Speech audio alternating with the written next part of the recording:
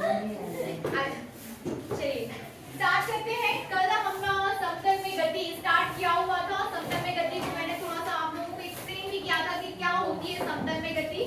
जब भी आप प्लेन पर गति करोगे, ठीक ना, x y प्लेन हो या y z प्लेन हो या z x प्लेन हो, तो जब भी आप प्लेन पर गति करोगे तो समतल में गति कहलाएगी। जब भी आप दो कोऑर्डिनेट के बीच गति कर रहे होगे, ठीक ना, समतल में गति में दो कोऑर्डिनेट्स आपके ऐड हो जाते हैं।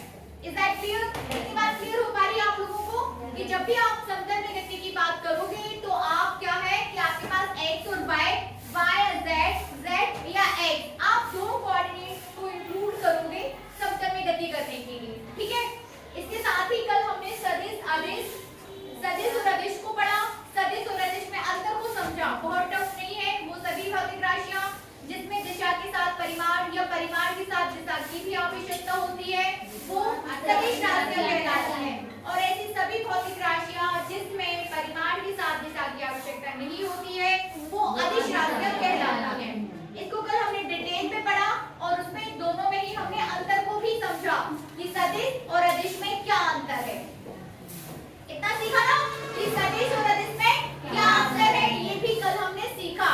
अब इसके अलावा जो आज हम बात करेंगे वो करेंगे सदिश का ग्राफीय निरूपण, ठीक है ना। हेडिंग दीजिए सदिश का ग्राफीय निरूपण, graphical representation of vector.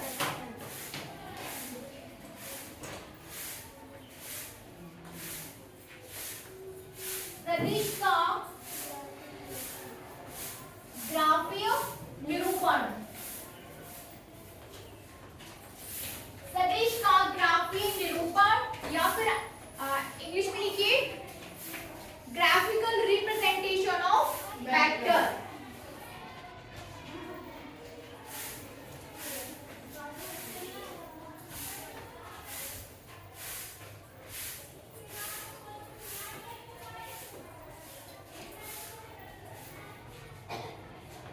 Graphical representation of vectors, ठीक है।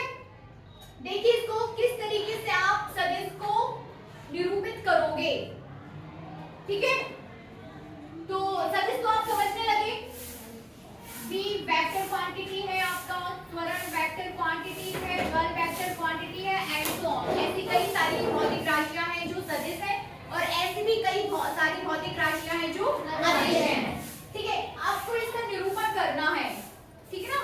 कल आपने इसको देखा था कि आप इसको सिंबॉलिकल तरीके से आप इसको कैसे निरूपित करोगे, ये तो ठीक है, बट ग्राफिकल रूपांतरण आप किस तरीके से करोगे वो देख लीजिए। माना आपके पास एक कोई वेक्टर है, क्या है, एक कोई वेक्टर एंड एक गोस टू PQ, उसकी लेंथ को दिखा रहा है PQ, क्या दिखा रहा है, PQ उसकी लेंथ को दिखा रहा है। तो यहाँ पर P आपका शीर्ष हो जाता है और Q हो जाता है पाद। Is that clear? समझ रहे ना, P क्या है, शीर्ष और Q हो जाता है पाद, या फिर आप इंग्लिश में इसको ऑरिजिन बोल सकते हो और इसको क्या बोल सकते हो, टैग, ऑरिजिन एंड टैग, ठीक है ना, PQ। और इसको किस तरीके से किसी लंबी रेखा के द्वारा, किसी लंबी, बहुत लंबी नहीं बट हाँ लंबी रेखा के द्वारा आप इसे प्रदर्शित कर सकते हो। PQ, ठीक है ना। P क्या है, शीर्ष, जो जिससे आपको दिशा का ज्ञान होगा। किसका ज्ञान होगा, दिशा का। पॉइंट P यहाँ पर दिशा बताता है, क्या बताता है, पॉइंट P दिशा बताएगा। इसे आप ओरिजिन बोलोगे या शीर्ष बोलोगे। ये जो तीर का निशान आपको दिख रहा है ना, ये हो जाएगा आपका शीर्ष और ये क्या हो जाएगा, पाद या फिर टैग, ठीक ना। यही है बस इसका ग्राफीय निरूपण। इस तरीके से यदि आपको कोई रिवर्स में बनाना है तो आपका रिवर्स में हो जाएगा, ये हो जाएगा। तीर के निशान के द्वारा इस तरीके से आप किसी भी सदिश का ग्राफीय निरूपण कर सकते हो। That is called the graphical representation of vector. कोई बड़ा बहुत वो नहीं है, ठीक है ना। ये इसकी लंबाई को बता देता है कि हाँ ये आप एक निश्चित मान लेके कि ना हाँ इतनी लाइन को आप 1 मान रहे हो या 2 मान रहे हो, इस तरीके से, ठीक है ना। तो PQ इसको आप शीर्ष बोल देते हो, इसको आप पाद बोल देते हो और ये आपका पूरा क्या बनेगा? कोई बहुत टफ नहीं है, बस इसको थोड़ा सा समझना है, लिखने लिखने की जरूरत नहीं है इसको, ठीक है ना? ये सिर्फ और सिर्फ किसके लिए है? समझने के लिए, आपको इसको बहुत ज्यादा लिखने की आवश्यकता नहीं है। आगे लिखिए, अब हेडिंग दीजिए। नहीं, इसको आप तो डायरेक्ट क्या लिख लीजिए।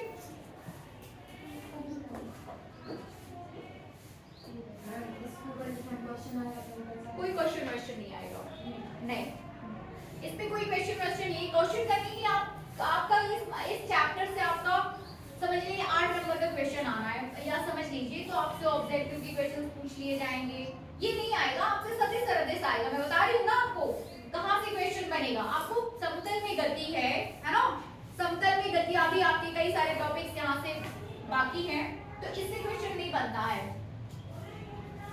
ठीक है ना? साफ कर दूं? Yes ma'am.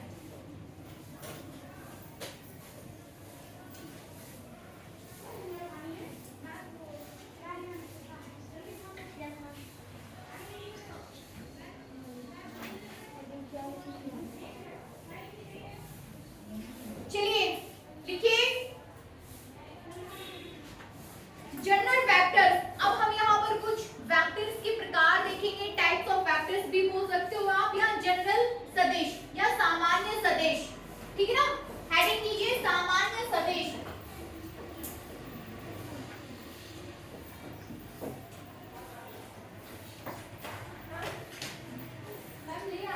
हाँ गुड, ठीक है। हाँ कितने हैं टोटल? 5 है, तो 2 आप बाकी क्लासेस में भी दे सकते हो, यस ठीक है ना? हमारा रानी मैम है और वो उधर शुद्धीति मैम, उनको भी दे सकते हैं।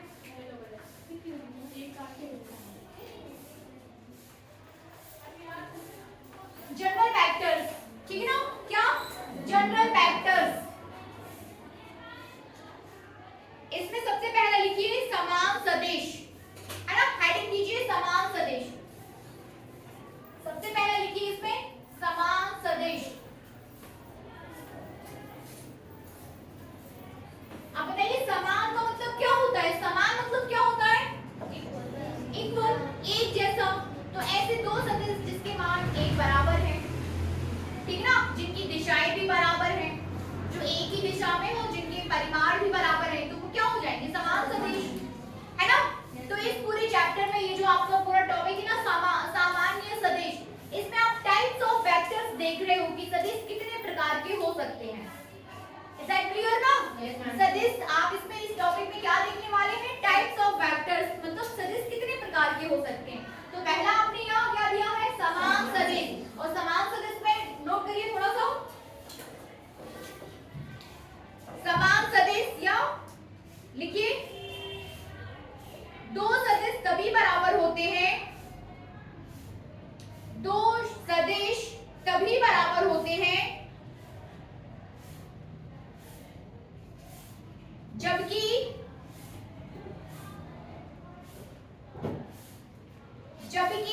न केवल उनके परिमाण, बल्कि उनकी दिशाएं भी बराबर हों, ठीक है ना?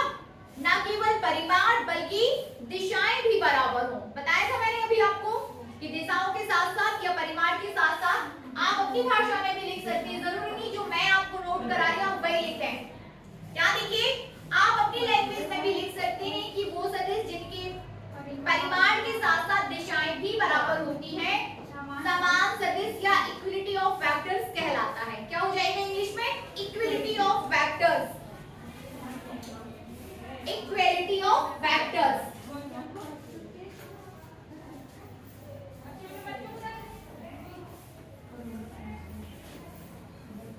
इक्विलिटी ऑफ वेक्टर्स, यहाँ देखिए दो सदिश किस तरीके से बराबर हो जाएंगे? उनकी दिशाएं और परिमाण बिल्कुल एक बराबर है, ठीक है ना? क्या है? बिल्कुल एक बराबर। एक को आप वेक्टर ए बोल रहे हो, दूसरे को आप वेक्टर बी बोल रहे हो, तो वेक्टर ए बराबर क्या हो जाएगा? Vector B. ये बना लीजिए चित्र, वेक्टर ए बराबर वेक्टर बी। परिमाण मतलब तो उसका मान होता है। हाँ उसका मान, तो मैम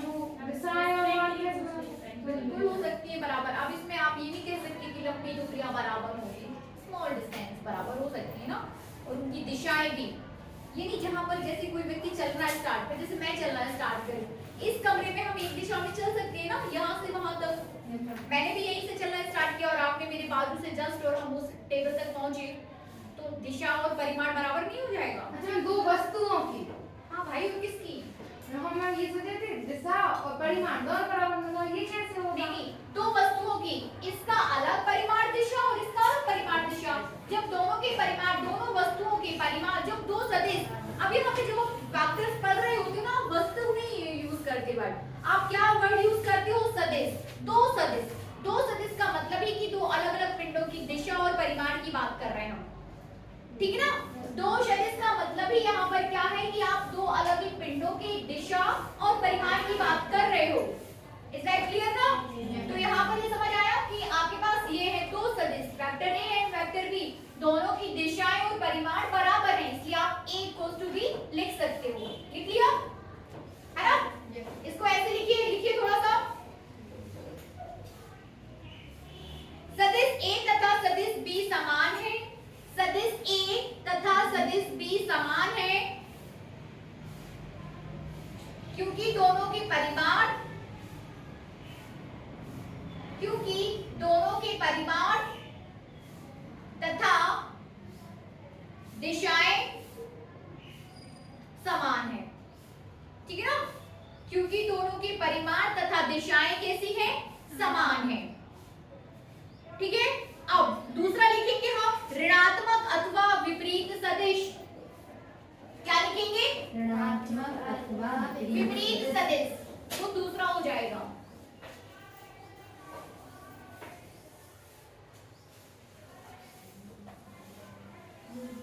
ठीक है, क्या देना है आपको? ऋणात्मक अथवा विपरीत सदिश।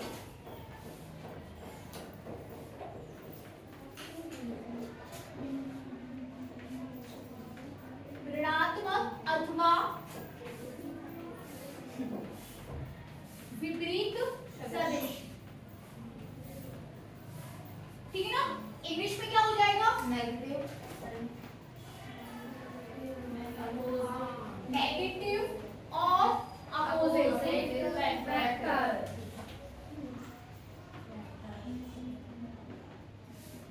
नेगेटिव और अपोजिट वेक्टर लिखिए, क्या हो जाएगा आप बताइए? नेगेटिव, हाँ वेरी गुड, परिमाण समान बट वेरी गुड, है ना? समझने लगे आप लोग? भौतिक की भाषा होती है ये कि देखिए, शब्द समझ के उसकी डेफिनेशन निकाल लेना, इसका मतलब ये है कि आप भौतिकी के शब्दों को समझने लगे हो, ठीक ना? फिजिक्स के वर्ड्स को आप समझने लगे हो। तो क्या हो जाएगा? ऋणात्मक अथवा विपरीत सदिश जिनके परिमाण तो बराबर हैं, लेकिन दिशाएं क्या हो जाएंगी? विपरीत। वेक्टर a, वेक्टर b, तो आपका vector a equals to minus vector b हो जाएगा। समझ रहे ना? लिखिए, नोट कर लीजिए इसमें थोड़ा सा। दो सदिश, दो सदिश जिनके परिमाण तो समान हो, जिनके परिमाण तो समान हो लेकिन दिशाएं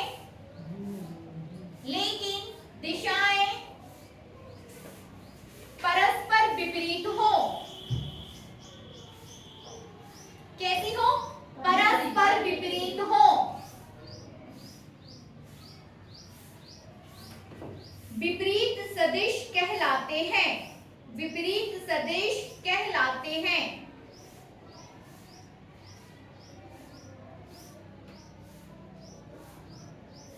विपरीत सदिश कहलाते हैं। लिखिए चित्र में, लिखिए चित्र में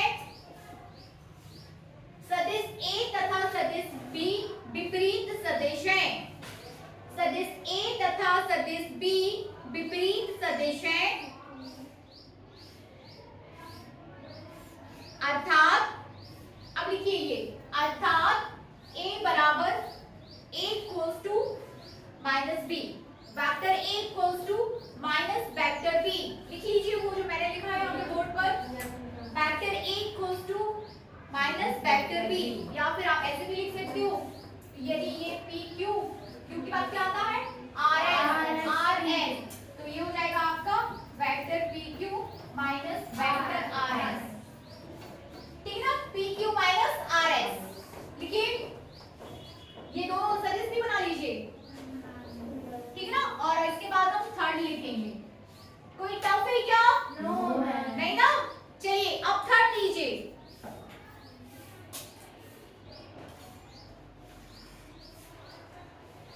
वेक्टर कंडक्शन के साथ इसी साइड पे जैसे बी था आर एस है Yes, ma'am. लेकिन इस माइनस side आ रहा है है। इसलिए आपने विपरीत में है इसलिए आपने माइनस लगा दिया। यदि मैं आर एस को माइनस ना करूं तो मैं ये ऐसा वो ऐसा हो जाएगा। यहाँ देखिए जैसे ये वेक्टर ये आपका क्या है पाथ है कि नहीं, और ये क्या है शीर्ष। इसको आप इंग्लिश में बोले ये टेल है और ये ओरिजिन, ठीक है ना, अच्छा नहीं लग रहा है। हाँ वो ये टेल ये देख भाई मैं यदि यहाँ ये एरो यहाँ पे बना दूं तो ये क्या हो जाएगा यदि मैं इस साइड बना दूं तो ये सिखाना चाहिए, ठीक है। अब यहाँ देखो पी क्यू, ठीक है ना, पी क्यू, लेकिन पी तो पी इधर ही रहेगा ना, इसको जस्ट आपने अपोजिट किया, इसकी दिशा चेंज कर दी है, ये ऐसे हो जाएगा पी क्यू, नहीं समझ में आ रहा? पी क्यू बराबर आपका हो जाएगा माइनस क्यू। यस मैम, विपरीत है इसलिए माइनस आ गया। दोनों में इसलिए समझाया कि मैंने सिर्फ उसकी दिशा चेंज की, परिमाण वही है, दिशा चेंज करने पर माइनस आ जाता है, समझ में आ रहा ना, दिशा चेंज करने पर क्या आ जाता है माइनस बनेगा। लिखिए आगे तीसरा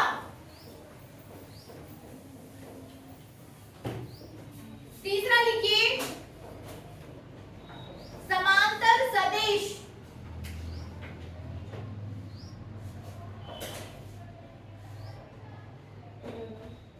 लिखिए दो सदिश समांतर सदिश या पैरेलल वेक्टर्स, समांतर सदिश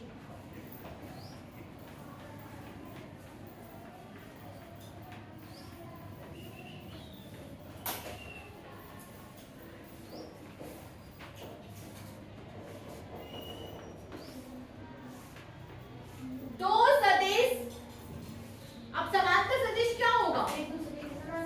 जो एक दूसरे के समानांतर हो, ठीक ना। लिखिए दो सदिश जिनकी दिशाएं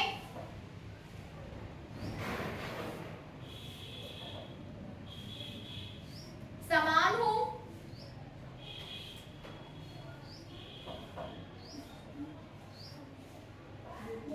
लेकिन परिमाण अलग अलग हो, दिशाएं समान हो लेकिन परिमाण अलग अलग हो, समांतर सदिश कहलाते हैं। क्या कहलाते हैं? समांतर सदिश, मतलब जिनकी दिशाएं कैसी हो जाए समान लेकिन परिमाण अलग अलग हो। यदि परिमाण भी समान हो जाए तो इक्वल हो जाएंगे, समान सदिश हो जाएंगे, ठीक है ना। यदि उनकी दिशाएं भी आप समान कर दोगे और परिमाण भी समान कर दोगे तो वो समान सदिश हो जाएंगे। लेकिन समान सदिश और समांतर सदिश में क्या अंतर है? दोनों में ये अंतर है कि समान दिशाएं समान होंगी लेकिन परिमाण क्या हो जाएंगे अलग अलग। लिखिए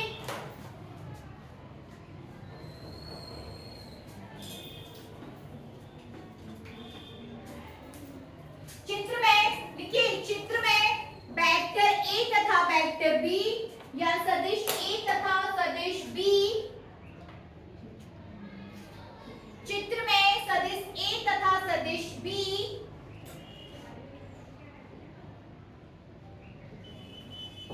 समांतर सदिश हैं, समांतर सदिश हैं। क्या है? समांतर सदिश, अर्थात वेक्टर ए समानांतर वेक्टर बी, ऐसे लिखिए अर्थात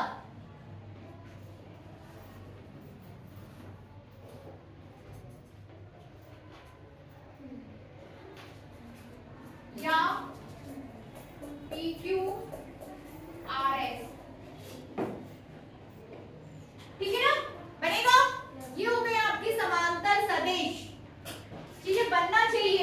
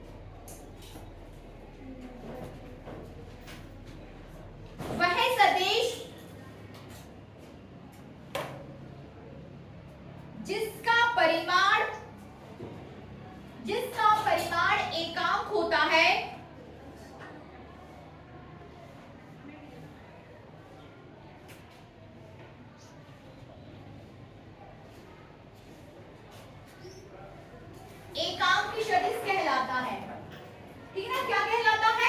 एकांक सदिश। तो वो सभी सदिश जिनके परिमाण क्या हो? एकांक। ठीक है ना, क्या हो? एकांक। तो वो क्या कहलाएगा? एकांक सदिश। एकांक वन। ठीक है ना, जैसे कि ये सदिश है, इसका मान है 5 मीटर, तो ये एकांक नहीं है। ठीक है ना, लेकिन वो सभी सदिश जिनका मान 1 मीटर, 1 न्यूटन, 1 सेंटीमीटर, 1 मीटर, ठीक है ना, तो वो सभी जिनका परिमाण क्या हो? एकांक। 1 मीटर पर सेकेंड स्क्वायर, ठीक है ना, 1 मीटर पर सेकेंड, वो सभी क्या हो जाएंगे? एकांक सदिश। क्या कहलाएंगे? एकांक सदिश। 1 यूनिट वेक्टर कहलाते हैं। लिखिए आगे, इसी में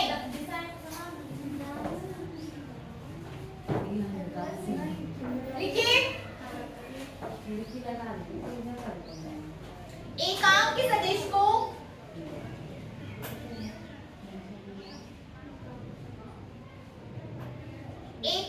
सदिश को अक्षर पर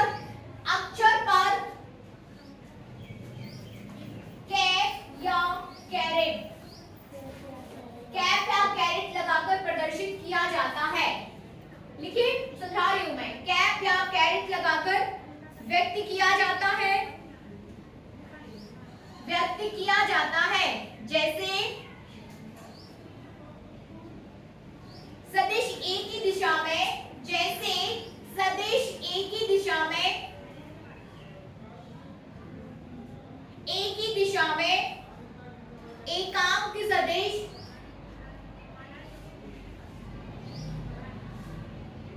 एकांक सदिश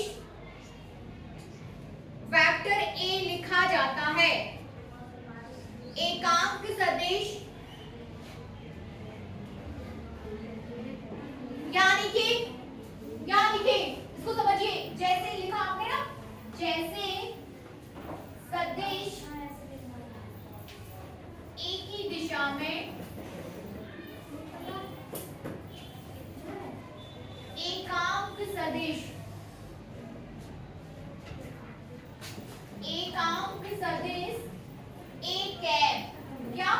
एक कैप द्वारा प्रदर्शित किया जाता है। एक कैप, ये सभी क्या कहलाएंगे? एकांक सदिश। तो एक कैप द्वारा व्यक्त किया जाता है, एक कैप द्वारा व्यक्त किया जाता है, बनेगा। लिखिए आगे, यदि सदिश ए का परिमाण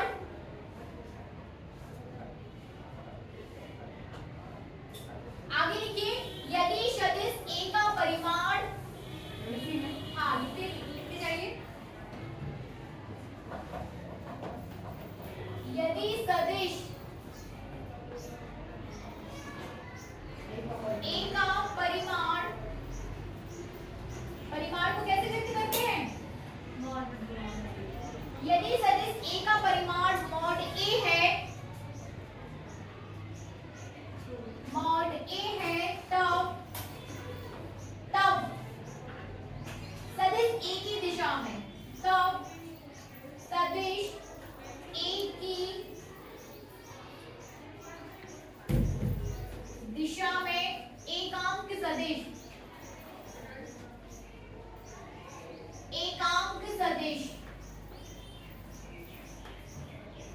कैप ए बराबर क्या हो जाएगा? कैप ए बराबर एकांक सदिश कैप ए बराबर, पढ़ा है आप लोगों ने? क्या होगा? क्या होगा? वेरी गुड, है ना? क्या हो जाएगा? मॉड ए या फिर सदिश बटे परिमाण,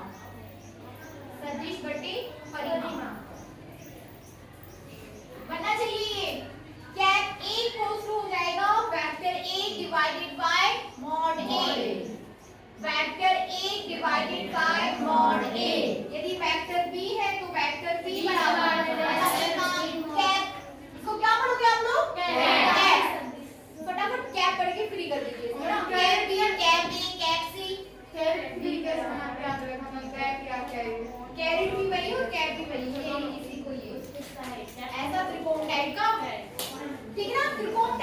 ऐसा। पहली बार पढ़ रहे हैं क्या ये? Yes, ma'am. त्रिकोण टाइप का बना देना है। क्या कर देना है? त्रिकोण टाइप का, वही की वही। तो ये वेक्टर b बराबर हो जाएगा b divided by d mod d। ठीक है ना? इसको क्या पढ़ोगे? इसको ठीक ठीक है। इसे ये है क्या एक्चुअल में? एकांक सदिश। वेक्टर c की दिशा में एकांक सदिश क्या है? वेक्टर c की दिशा में एकांक सदिश। ये क्या है? वेक्टर d की दिशा में एकांक सदिश। Very good. ये वेक्टर a की दिशा में एकांक सदिश। ये है एक्चुअल चीज। ठीक है ना? समझ रहे ना? बनेगा? Yes, ma'am. Very good. लिखिए इसी में लिखना है थोड़ा सा और। भौतिकी में लिखिए, भौतिकी में भौतिकी में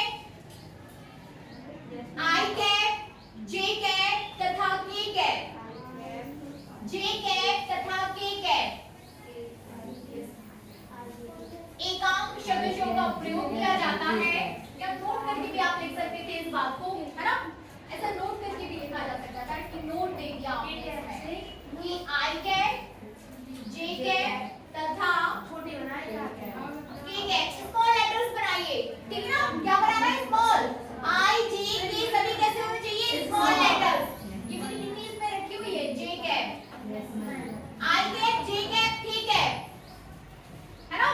I cap, J cap, K cap एकांक सदिशों का प्रयोग किया जाता है। एकांक सदिशों का प्रयोग किया जाता है जो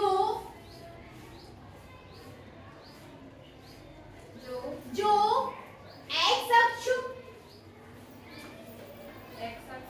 अक्ष y अक्ष तथा z अक्ष के अनुदेश एकांक सदिश हैं। अनुदेश या उस दिशा में के अनुदेश एकांक सदिश हैं। ठीक है ना? तो आपका जो x अक्ष के अनुदेश जो एकांक सदिश हो जाएगा वो है I कैप, z अक्ष के अनुदेश J कैप और ये हो जाएगा आपका K कैप। ठीक ना?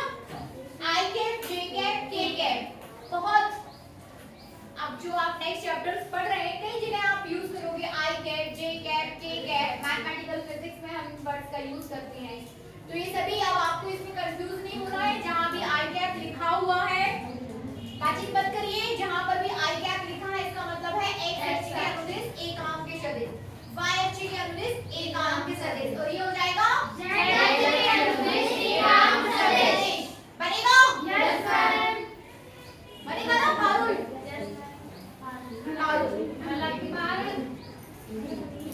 दो मिनट जैसे तो देखते नाम भी सेम रखना चाहिए। फिर क्यों हो गए? हम लोग नहीं होते, आप ही होते हैं। अब तो भैया हमें भी तो टाइम लगेगा ना। वाली से हिंदी वाला वाह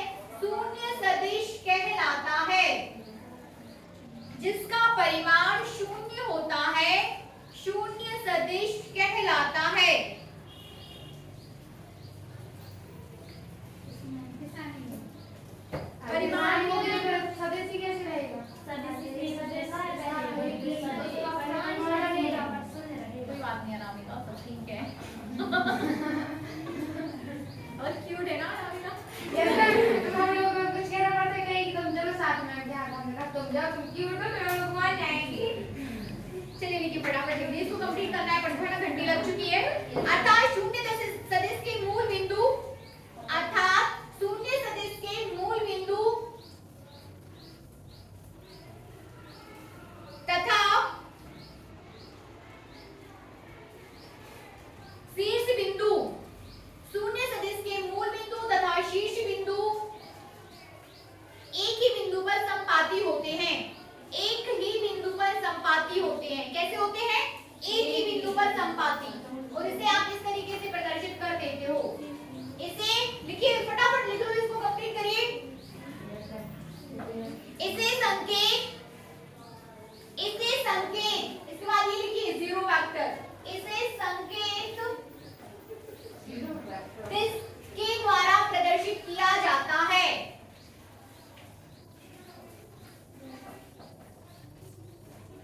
ठीक है, अब आगे लिखिए, स्थिति सदिश, हाँ 6, स्थिति सदिश, छठवां डाल के लिखिए।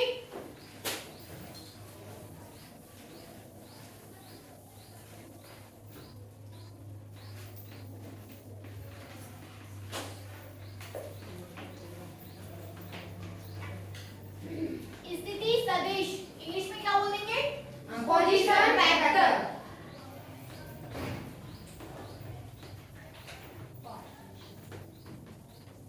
पोजीशन वेक्टर लिखिए, वह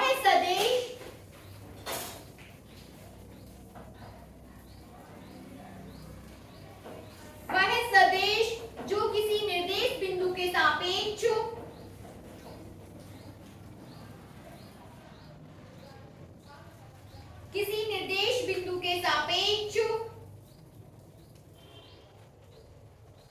किसी क्षण वस्तु की या किसी वस्तु की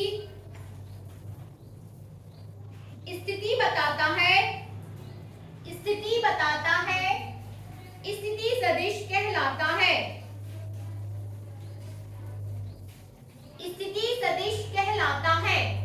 ठीक है, लिख लिया। किसी निर्देश बिंदु के सापेक्ष क्या लिखा है? वस्तु की स्थिति को बताना। ठीक है, यहाँ लिखिए, जैसे आप यहाँ पर हो, आप हो यहाँ पर, ठीक है ना? और कोई निर्देश बिंदु की किसी भी चीज से आपको एक जो है कंपैरिजन करना होता है, ठीक है ना?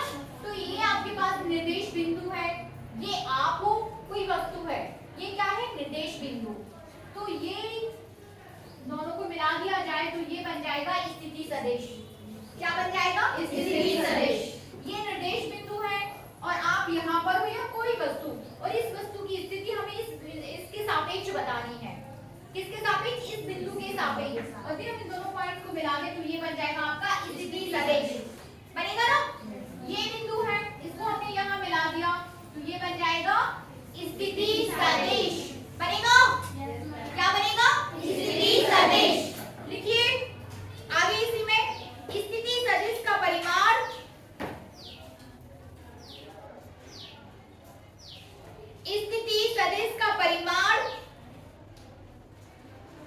निर्देश बिंदु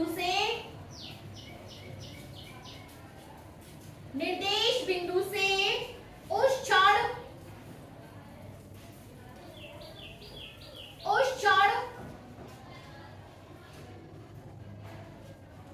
वस्तु की दूरी बताता है, तथा इसकी दिशा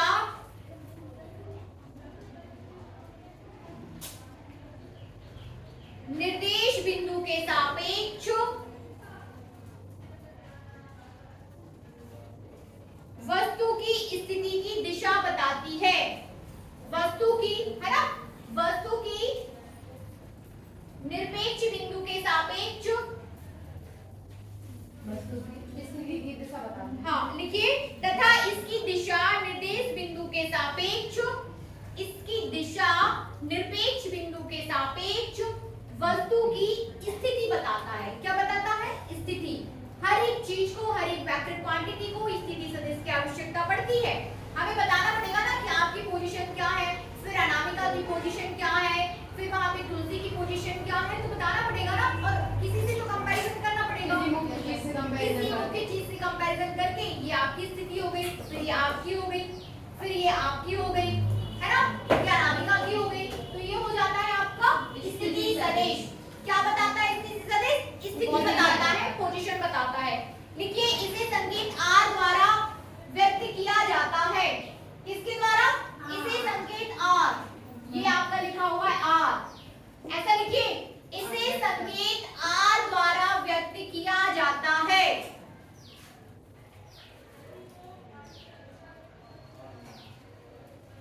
ठीक है, लिख लीजिए।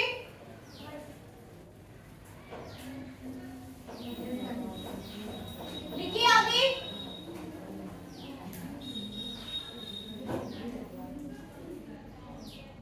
चित्र में OP स्थिति सदिश है, चित्र में OP स्थिति सदिश है,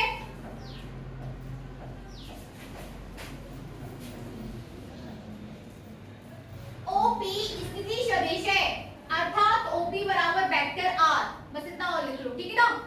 चित्र में OP स्थिति सदिश है, अर्थात OP बराबर वेक्टर R या R बराबर OP वेक्टर, ऐसे लिख लीजिए जैसा बोर्ड पे लिखा हुआ है।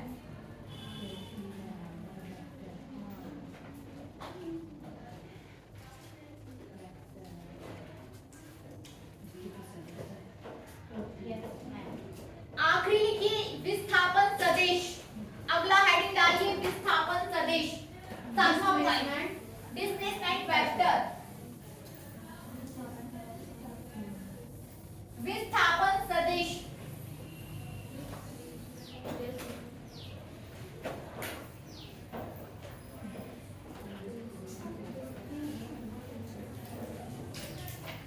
मैं ज्यादातर इस समय बहुत शब्द में मैं बहुत छुपी रहती हूँ। हाँ वही तो, डिस्प्लेसमेंट वेक्टर। अब डिस्प्लेसमेंट वेक्टर क्या हो जाएगा? डिस्प्लेसमेंट क्या होता है? विस्थापन। क्या होता है विस्थापन? एक बिंदु से न्यूनतम दूरी, ठीक है ना, एक बिंदु से दूसरे बिंदु तक की न्यूनतम दूरी, या फिर अंतिम स्थिति माइनस अंतिम स्थिति माइनस प्रारंभिक स्थिति। तो अब यहाँ पर आपको दो वेक्टर्स के बीच विस्थापन निकालना है। क्या निकालना है? दो वेक्टर के बीच विस्थापन। पॉइंट्स के बीच नहीं निकालना है, किसके बीच? दो वेक्टर, दो सदिशों के बीच या दो वेक्टर्स के बीच विस्थापन निकालना है, ठीक है ना। लिखिए